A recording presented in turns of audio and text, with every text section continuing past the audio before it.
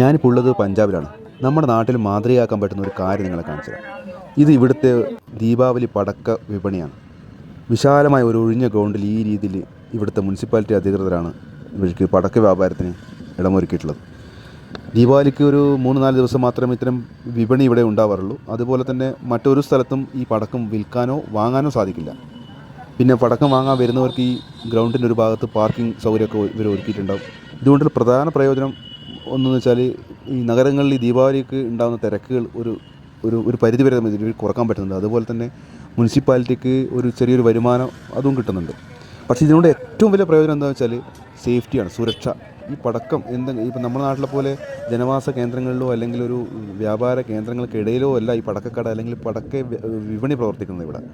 അതുകൊണ്ട് തന്നെ എന്തെങ്കിലും ഒരു അപകടം ഉണ്ടാകുകയാണെങ്കിൽ അതിനെ നേരിടാൻ ഇവിടെ 24 മണിക്കൂറും ഫയർഫോഴ്സ്, പോലീസ്, അതുപോലെ മെഡിക്കൽ സൗകര്യങ്ങളൊക്കെ ഇവർ ഒരുക്കിയിട്ടുണ്ട്. ഇത് പഞ്ചാബിൽ മാത്രമല്ല, ഒട്ടുമിക്ക ഉത്തരേന്ത്യൻ നഗരങ്ങളിലും ഇങ്ങനെ തന്നെയാണ് പടക്ക വിപണി ഉണ്ടാവാറുള്ളത്. ഇതേ ഒരു മാതൃക നമ്മുടെ നാട്ടിൽ കൂടി വരികയാണെങ്കിൽ ഏറ്റവും നല്ലൊരു കാര്യമായിട്ടാണ് എനിക്ക് തോന്നുന്നത്. നിങ്ങളുടെ അഭിപ്രായം കൂടെ ഒന്ന് അറിയിക്കണേ.